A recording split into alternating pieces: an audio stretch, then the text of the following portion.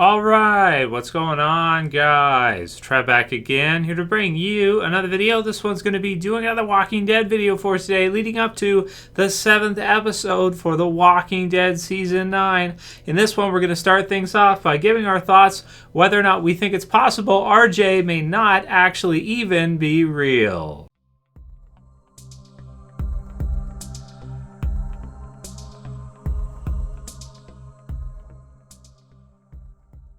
And then we'll get into some of your guys' Q&A questions afterwards. So I thought this one was kind of a cool one.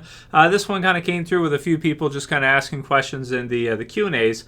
And I had to look back over it again because I had to go back to the end of the episode and kind of watch the sequence through with regards to RJ, because I do think that is a huge reveal in The Walking Dead, obviously. The biggest thing in the episode, I mean, the Carol stuff was really cool with the fire and all that, but once it was kind of confirmed that, RJ is, in fact, Rick and Michonne's baby, obviously that really elevated episode 6 in a lot of ways for people, because it gave us something that we weren't expecting and was kind of a really cool reveal at the end of the episode. We even have some people that are doubting that it's even real. So we do know that Michonne, of course, is, she's had a tough time, right? She's head of security of the communities, or at least of Alexandria.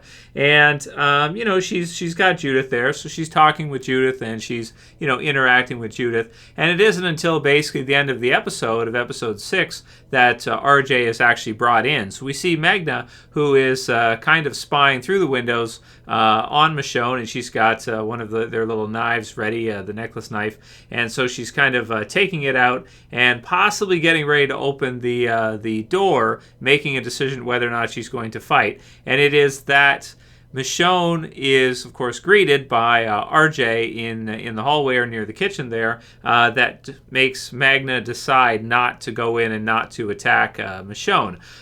So with her having seen him, a lot of people were like, well, it's got to be real because she saw him. But is it possible that they might be going for some kind of a Fight Club type of deal here, where maybe she just sees Michonne talking to herself and like hugging the air, and so she just starts to feel really sorry for her? I mean, if he's really there, then Magna's behavior makes perfect sense. But if she sees Michonne talking to herself and hugging the air and pretending that she's lifting up like a baby, it's also possible there with that one that maybe it's not real, and that she just feels so sorry for her that she decides to hand the knife over because she thinks to herself, oh my God, this lady has been through absolute hell. I can't do this, and just, really feel sorry for her and understand why Michonne is so cold and everything.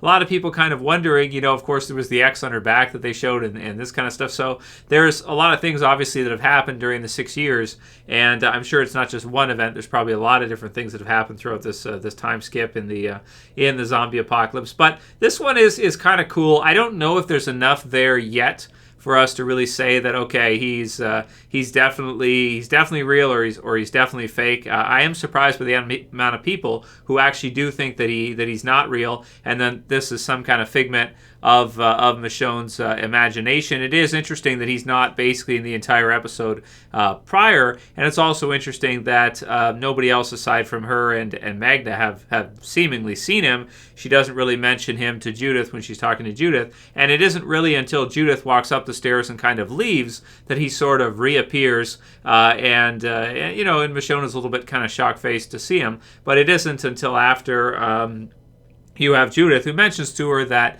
she's pretty much that she's happy that Michonne is still, can still talk to Rick and talk to Carl, because she, of course, overhears her doing so, but that Judith is unfortunately starting to forget what Rick and Carl's voices sounded like. So that might be kind of a traumatic trigger for Michonne, which could put her into the state where she starts to envision possibly this baby that they've had that isn't even really there or real to begin with. So that would be quite the dark direction if they went that way with The Walking Dead. Obviously, I don't think it'd be something that would be answered right away, but I do think it is interesting that it's kind of contained with regards to the scenes that he's in, the scenes that you see him, and it could just be that they were saving it for the end of the episode and it was a pretty big reveal. And it might also be because I think they had to kind of splice over his voice or kind of his babble talk as he's running towards her and everything. So it doesn't quite fit in perfectly with the rest of the scene and everything. But when you're dealing with younger kids and that kind of stuff, sometimes you're going to have to probably do the re-records and then put the vocalization, put the speech part over top of the rest of the video to kind of sync it in and make it fit. Even though it probably never quite fits the environmental sound just perfectly. The final scene is kind of a strange scene. You don't get that good of a look at him. He's kind of there, a very important character, obviously, in the series. And I don't think it's a bad idea because, of course, she does, talk to Rick. She does kind of talk to Carl still, right? So Judith kind of points this one out. So right now, I don't think there's enough for us to kind of deny it or go that way, either way. If she did have a miscarriage or she never ended up having a baby, I could also see it as, a defense mechanism that she may become sort of delusional or kind of have a twisted version of reality in her mind, kind of seeing this kind of thing happening that's not really there. So again, kind of a nice twist if they're getting ready to set that up. Or the opposite is also true, that no, this is legitimate, and it's kind of a happy, I want to say it's a happy scenario for Michonne, or as happy as it could be that she got to have RJ, she got to have her baby, and that whole thing. Because if she didn't, I can totally see this making sense that she would imagine that she did anyway, and she would kind of go into this kind of a state for that theory to fit in and make sense. So I think we'll all be watching closely as time goes on forward, and it is kind of an interesting question, one that I sort of discounted right away when I heard it, but then the more I looked back at the scenes and I watched it again, I thought, well, maybe it's not so easy to discount, right? Maybe it isn't that they were just saving it for the end of the episode, because she seems to leave and everything like that, and you don't seem to have any scenes we've seen so far with regards to her picking him up with someone else taking care of him or this kind of thing. It's just kind of like he just kind of comes in at the end of the episode. So let me know what you guys think. Leave your comments below on this one. I think it's a fun one to kind of debate and kind of think about. Right now I'm on the side of I think he's real, but I'm definitely going to be watching very closely to see if there's any other kind of hints or kind of strange things that happen with regards to that.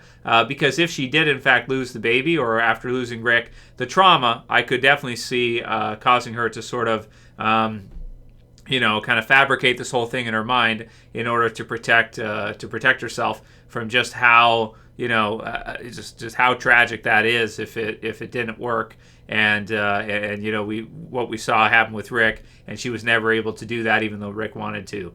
So let me know what you guys think about that one. The question of whether or not RJ is even real. It almost sounds too good to be true, and I think that's why a lot of people, and the timing was pretty convenient for Judith to just go upstairs, just get to the top of the stairs and leave.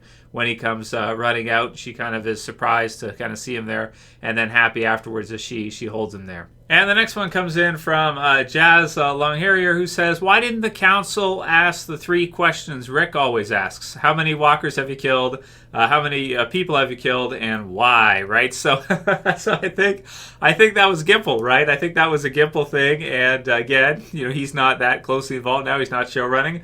So they didn't do it. They didn't go that route. It's a new Walking Dead. It's a new beginning. So I guess the council, who what looks to be almost led by Gabriel, to be honest with you, I suppose, which is quite strange in and of itself, but it's what it is.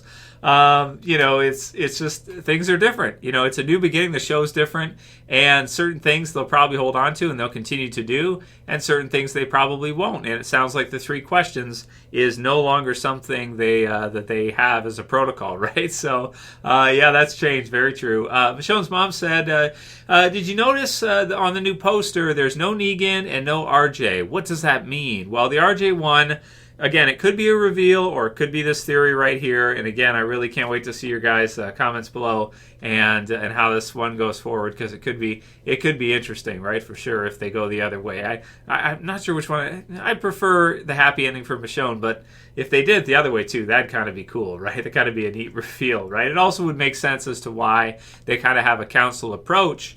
And if we remember what happened with Rick back in season 3, like late season 3 into season 4, with him seeing things and everything like that, after what happened with Lori and that whole deal, certainly it kind of fits in with the universe and what we've seen in the past before. So that's pretty cool if you think of it that way. But Negan, Negan's not really, I wouldn't say he's like a forefront, leading Walking Dead character right now. He's in a damn cell, so there's not a whole lot he can do. When he eventually breaks out of the cell, or if he does break out of the cell, then I could definitely see him become more of a forefront character for The Walking Dead.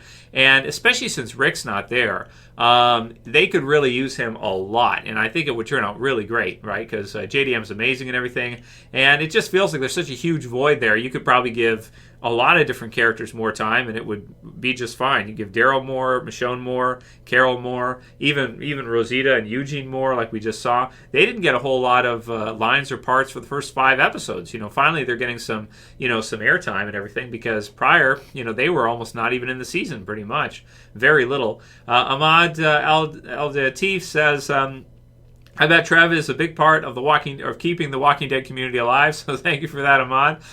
We try and do our best here, right? We try to keep it going. We try to keep enjoying and having fun with the Walking Dead. And so far, this transition I think has gone as well as you pretty much could have done it. I mean, most people are pretty satisfied with the direction of Walking Dead right now, from what I've seen, and there's hardly anybody I think that really is like, oh man, because it could have gone a lot worse. They could have just decided, well, let's just kill Rick off, and then we'll just move forward without him, right? That type of deal.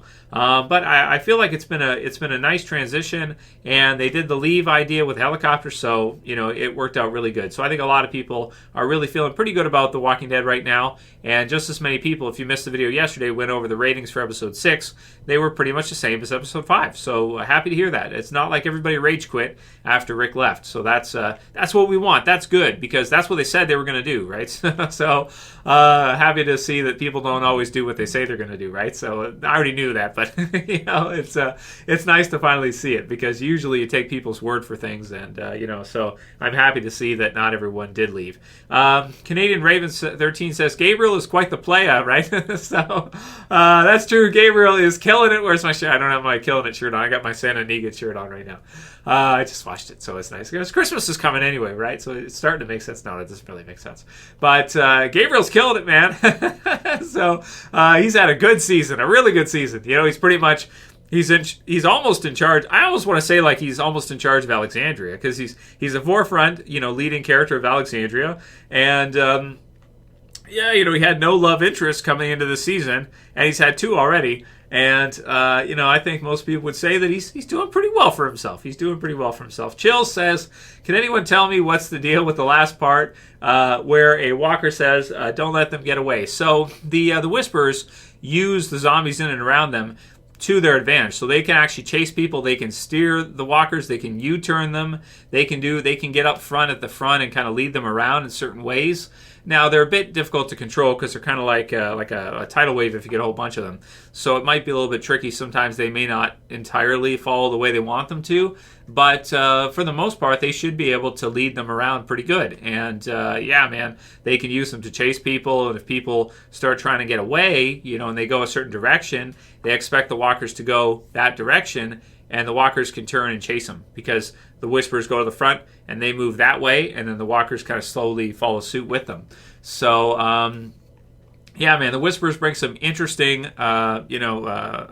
threats, or they bring an interesting strategy to the table that we have never seen before. So the Whisperers are a very cool group in that they are something we've never seen anything like in any zombie apocalypse anything, and I think that's part of a lot of people sometimes they doubt Kirkman. They say that Kirkman's not, they criticize him, that kind of thing.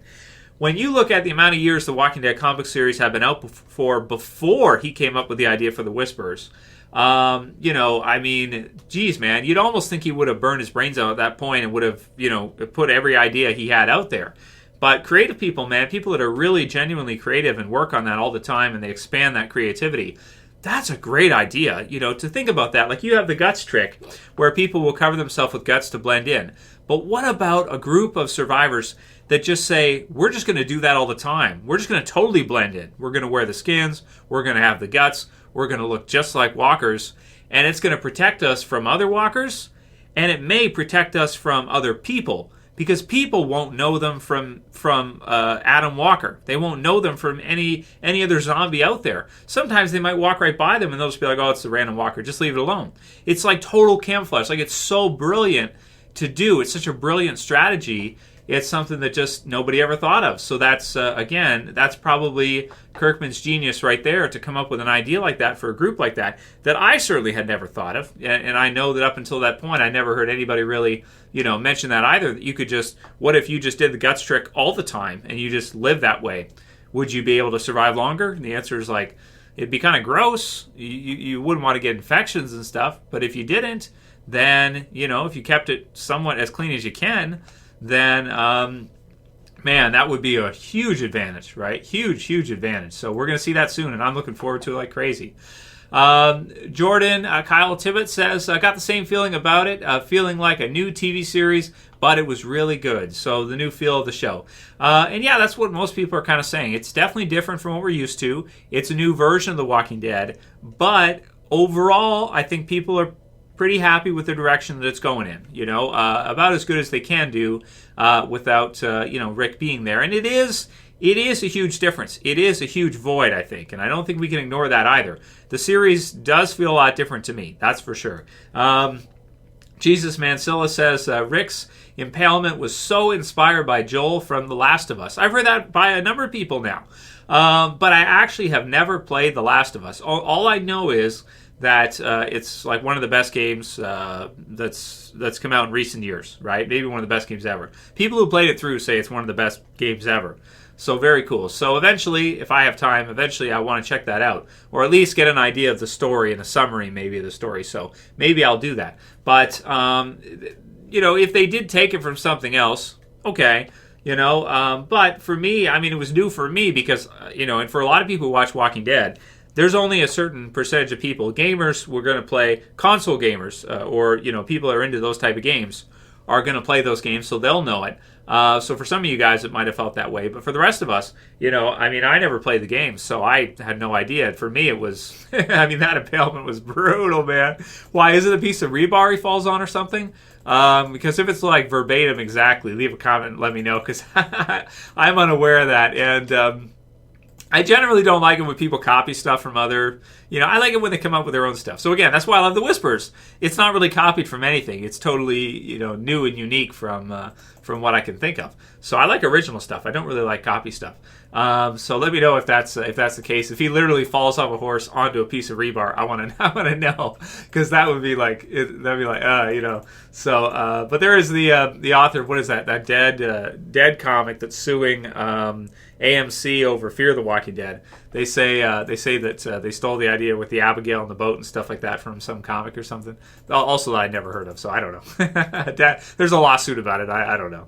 Dad Boy says, this doesn't feel like The Walking Dead. It feels like the drama Dead. This will be the last one for today, the comment. So, it depends what you like, again, right? So The Walking Dead has many different themes throughout it. You could call it a horror series. You could call it a drama series. Certainly the love triangle with Shane and Lori and Rick was drama-based, right? George Romero, the late, great George Romero, Rip George, rest in peace, of course, creator of the zombie apocalypse, he called it a soap opera with zombies. So that's what it is. Kirkman agreed it's a soap opera with zombies, whatever. I don't think he's going to disagree. It would be in bad taste to disagree with George Romero, whatever he says. Especially when it comes to zombies, it's like the law, right? Especially because it's his creation, too. So, but, creating the whole genre. But the thing about it is, it's like, there's different seasons are going to have different feels, right? Season 8 is definitely an action season. It's definitely an action season. Season 3 is an action season. Calling it a drama season is like, season 2 is a drama season for a lot of it. Part of it's horror with the get down under the cars and some action involved there. But season 8 is definitely action pretty much all the way through, almost. It's an action-based season. So it depends what you like. We all have our favorites, and it will be, very drama intensive. It looks like with this new showrunner, new direction with Angela Kang. But I think she's doing a great job so far, and I think everybody else pretty much agrees too that it's so far it's been great. So that'll be it for today's video, guys. Let me know what you think. Leave your comments below for another video tomorrow, hopefully. And if you like the video, thumb it up below. Like it. Thanks for subscribing. Thank you all you guys for all your support over the years. And check the end screen videos here if you missed any videos this week, check one out. And that's it for this video, guys. I'll see you again soon for another. As always, this is Trev, and I'm saying peace. See you guys soon.